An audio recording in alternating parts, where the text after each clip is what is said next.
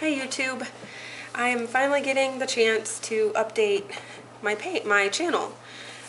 So I'm 25 weeks and 2 days now. Where to start? Well, I guess I'm pretty much good up until about the end of my first trimester or so. Was my last video, which was so long ago. I really regret not just keeping up with the videos and things, but life gets in the way. So I wanted to do a quick video, well, I don't know how quick it'll be, doing a run through of major,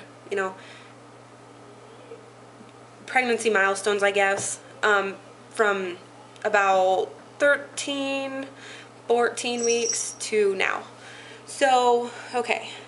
In my last video, I had mentioned that we would be using the same home birth midwife because we were going to move from here back to our old state where we were born and raised. That's not happening. My husband's job would not transfer him, so we are stuck here, which is fine. We really like our midwife, and we explored other options out here. There's a birth center that I went to an orientation and checked it out and did a tour of it, and it's just not something I think I want to do, only because I live in a third-story apartment and I can't imagine walking down 2 full flights of stairs, getting in the car, driving in traffic, possibly, and then walking up from the car to the birth center to my room, and then having to repeat that whole process within about 6 to 8 hours after Alice is born. It's just not my cup of tea, and it was more expensive. But I think it's really great for first-time parents that aren't comfortable with a home birth but really want to go natural and really want to do it in another atmosphere than the hospital. So we're going to stay here and use our midwife, and I'm okay with that. You roll with the punches when you think things are going to work out and plans are just different. I'm looking at my list. I have stuff written down because I'd kind of like to go in order. So there's that. We will be staying here and having an apartment home birth. Yay. December 20th, I was around 12 weeks and a couple days or so. We found the heartbeat with the Doppler that we rented. No, we didn't rent one. We bought one, and it got here in the mail like really quickly. And Angela, and then my husband even found it. I gave him the wand and he found it, and that was really cool. Gosh, I wish I could have gotten his expression on the camera because he was so shocked at himself that he found it. It's not his uterus or his body, and yet he's in tune enough with me and his baby that he found it. It was really kind of cool. And then also at about 12 weeks, when we heard the heartbeat, I started feeling flutters. Very gentle, very teeny tiny, and not all the time. Maybe just a couple of times a day. And it took a long time for those to really build up. It wasn't until probably 17 or 18 weeks that I was feeling her every couple of hours. Which, they're still pretty small at that point.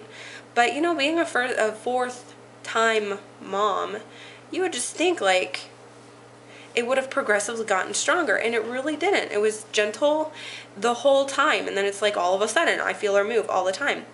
And so that was about 18 weeks, 17, 18 weeks when I started feeling her all the time. And then Angelo felt the baby move from the outside at 18 weeks. So right around the time that it started getting strong enough that I was feeling her regularly, several times throughout the day, is when Angelo felt her. And I believe we saw her, I could see her move, really pay attention, and catch those quick movements at probably 20 to 22 weeks. It just started happening all of a sudden. Yes, baby?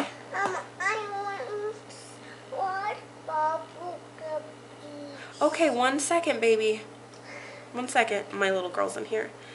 I think I looked pregnant at about 20 or 21 weeks. I actually had people... Yeah, I see. I actually had people ask when I was due and things. And that was not until 5 months. I can have this. I'm going to try and make this really short, you guys. And I got really sick like a month ago. I'm 25 weeks, so I was probably 20 to 21 weeks when I got really sick. I mean, my whole family came down with the flu. It was so miserable. And for me, because when you're pregnant, you're like immunosuppressed. I was sick for like a week and a half, 2 weeks. And I have had... Okay, go ahead. I had these killer headaches and still get them every afternoon at the same time. That's me. Is it? Yeah. It stinks. I am not one to take medications or painkillers because I don't like them. And I don't want to put stuff in my body. But the only thing that stinking works is Tylenol. And I just have to continue taking it. My midwife put me on milk thistle in capsule form, the pill form.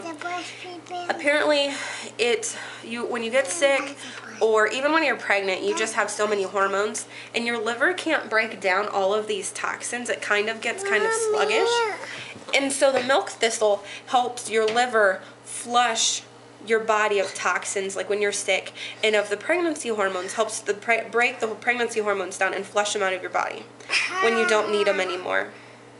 And I guess when this stuff builds up, it causes headaches.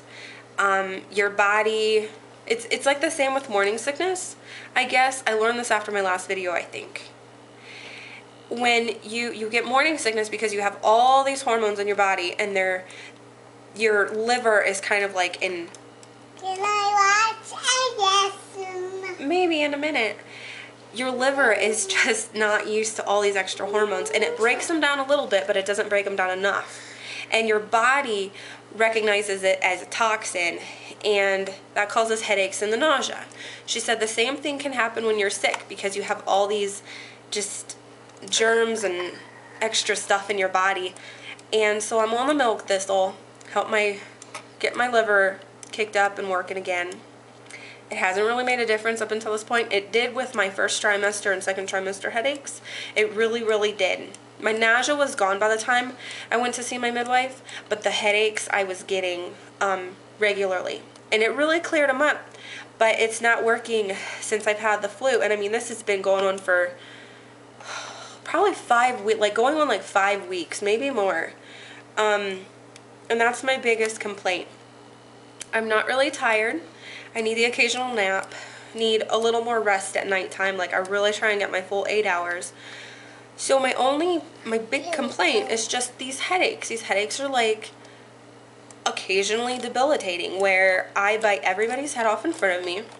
I have no patience, and my poor kiddos are the ones to deal with it.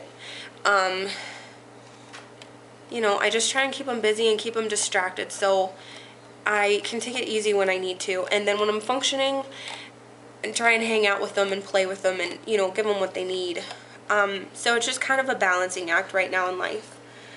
And I think that's it for now. I would like to do a baby bites video, but as you can see, Miss Lauren, say hi.